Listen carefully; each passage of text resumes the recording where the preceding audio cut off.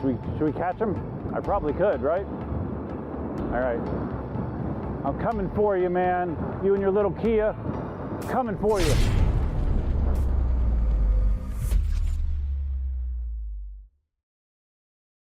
Hey, what's up? Duff here. I'm outside with the Sherman. Can you see the daytime running light? My new light that I installed. It's quite bright outside right now, and you should be able to see this just fine. We're doing a quick test here, a quick ride. I'm going to test these two seats that Shield 400, otherwise known as Joe, sent to me. We're going to see how they work for me. So what we're going to do is ride over to the area where I did the speed test. Just right over there. Give you a chance to see how the daytime running light looks too. You also notice that I have a full set of exo armor on the Sherman. I have the high pipe sides on. I have the protectors that go by the pedal hangers on, and I have the corner pieces on as well. Those will be Velcro attached. I'm going to be sending a set up to Mickey to test. I'm sending some to a gentleman in Canada to test as well. So hopefully we'll get some feedback soon. We'll get some, boy, it's windy.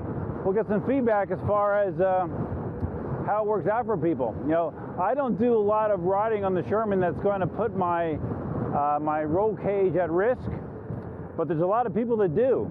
So if this does a good job of protecting that cage, hey, that would be cool, right?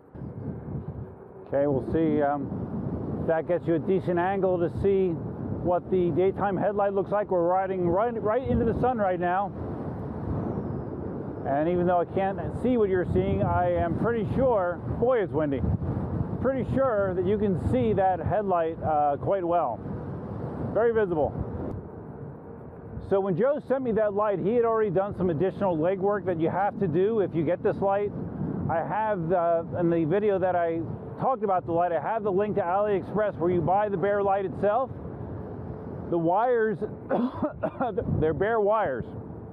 To get it to go with the Sherman, you need to put a microphone style 3.5 millimeter connector on there to make it work with the Sherman. He had already done that. I have the parts listed for that as well. He also gave me instructions as far as how he connected it. It's not hard. I mean, you got to just basically solder the ends onto the wire, and you have to do a better job of mounting it than I did. Although the final product looks okay, it definitely is not an ideal installation. I'm sure people will come up with better ways to make that happen. But I'm happy with the end result. I think it looks good. Okay, so I want to get down to a side street here. I want to test these seats. I mean, really, each one should feel the same. You know, I have the dog bone seat here, which gives you access to the control panel. That's the advantage of the dog bone seat. I guess the disadvantage is it's probably not as strong because of a thinner center. But as far as my ability to ride them, it should be identical because they're both gonna, the seating level is gonna be the same with both. And that's really my biggest concern is with the way that I have that ugly seat that I've rigged for the Sherman. As ugly as it is, it works well for me because it gets me up high. I don't have to sit extra low, which just is not comfortable with my long legs and my achy knees. So this should basically be very similar to Zoom Wheels Brian as far as the experience go, his seat. So we will find out here in a second. I'm going to get in a side street with little traffic and we'll give it a shot. Okay, we're on 39th. This is the street that I did the speed test on, or I hit my top speed of 43, what was it, 0.8, something like that. Let's see how the seat feels here. Joe's seat. Okay, I can see I have a similar issue as I do with the V11 configuration, that I need to have my feet further up, first of all, to make this work. It's a combination of just a stiff lower body and old age and maybe, you know, giraffe-like dimensions. I don't know, but I gotta have my feet up just to get my ass on the seat. Okay, so I'm on now. Whoa. Feels okay. I mean, as far as the riding position goes, my Frankenstein seat feels better just because I'm higher. But I mean, I could do this. The difference with my seat is I don't really have to move my feet further in the pedals, and moving my feet further in the pedals means when I stand up, I don't have the amount of control that I normally would. I usually have to stop and readjust because with my feet this far forward, it's not that easy to slow down. So, but I mean, this is doable. I can definitely do it. But I have a feeling that I probably will wind up, giving at least one of these seats away on a stream or something to someone. Because to be quite honest, I think I will probably stick with my seat just because it'll be more practical for me. But this seat feels just fine. It would be just fine for normal people, I'm sure. Extreme. Just not that great for tall, old, gangly people like me. And I do have a yoga block, an unused yoga block sitting at home right now. It's actually the yoga block from the horrible idea I had for the V11 seat, where I made that really stupid looking thing that just did not work. I still have the block from that. So I could attach that to the top of this, but really the thing I like about attaching it to the Sherman seat is full visibility of the control panel. With this dog-bone seat, you get access to the buttons, but the control panel is still obscured, so you can't see your speed, can't see your battery. So to me, that's a negative of this design in general.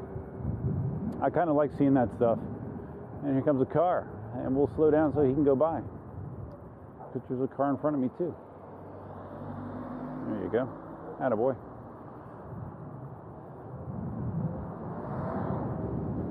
Should we catch him? I probably could, right? All right. I'm coming for you, man. You and your little Kia. Coming for you. I can do it.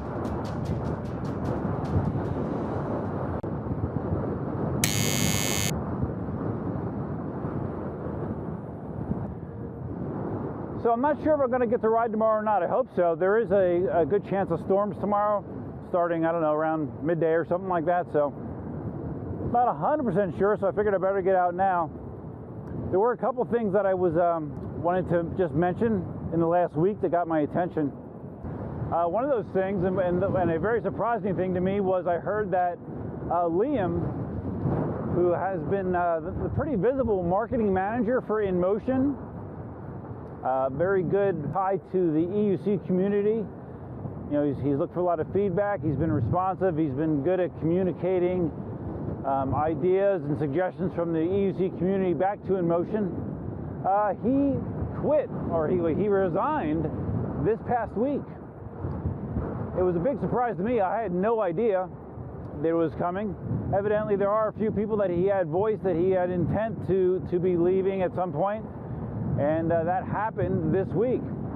And I thought it was weird, the timing of it, because 2 hours prior to him leaving, he had posted a poll on one of the Facebook groups asking what riders thought about the possibility of having wireless charging on an EUC. He had just posted that poll, and then 2 hours later was the message that said, "Oh, hi, I'm moving on. Thanks for everything." So that was too bad. Very sorry to see Liam go. Really appreciate what he's done. Liam, if you're watching this, thanks, man. Appreciate it. On the selfish side, I'm concerned that this might change something for me that I was excited about, and I'm not quite sure if that's going to come to fruition or not. We'll see. Due to this change, we'll see. Hopefully it does. Hopefully I can still be excited. I noticed that Marty got his EXN from Yuko this week. Yuko is just feeding him test wheels, man. Marty must love it. Yeah, I know there was always some frustration with test wheels because their normal route would go through New York City, and sometimes they never would emerge from there. Due to the wheels getting passed around so much, a lot of them took damage, and actually I think the last set of wheels, the Monster Pro, the EX and the EXN, they never left New York because of waiting repairs on them. So having Yuko so close and so willing to give Marty wheels to test out has been a godsend for him. I'm jealous. I only saw a brief video that he did so far, and in that video he claimed that the EXN had the most torque of any wheel that he has ever ridden, which is cool. And it's not like Marty's an acceleration monster, so. But I've heard other people say that. You know, the EXN feels great. Interested to see what he thinks about it. Maybe he'll wind up buying an EXN as well. I know he's talking about thinning his EUC army, pun intended.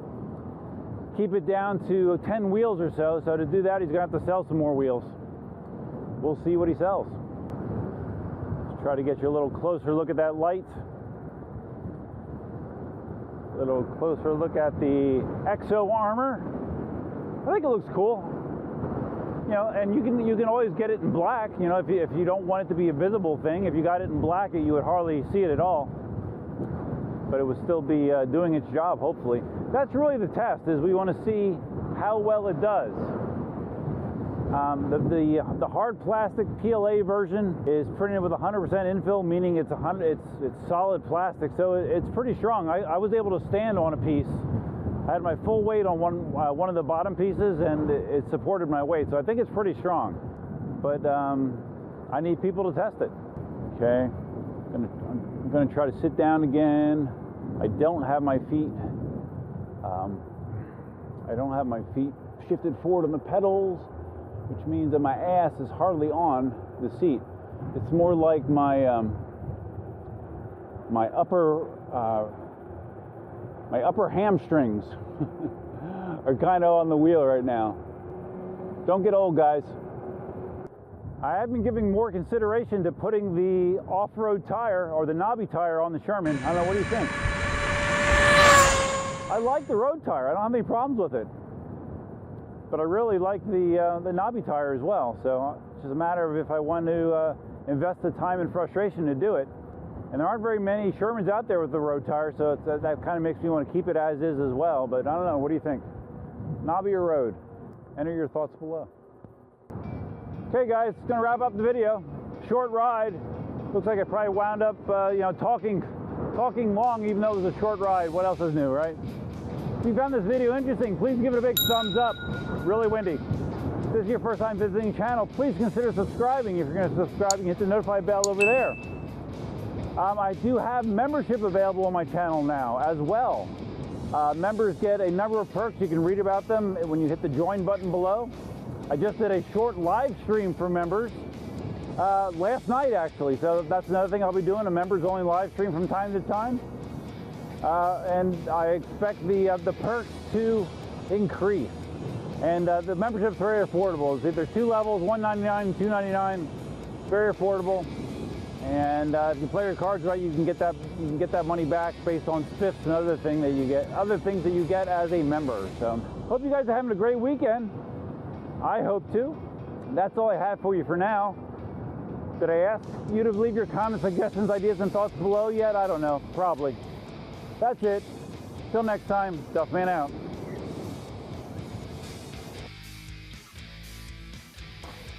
Okay, so take off the dog bone and just snap on the conventional seat. This is almost identical to what Zoom Wheels Brian sells, I believe.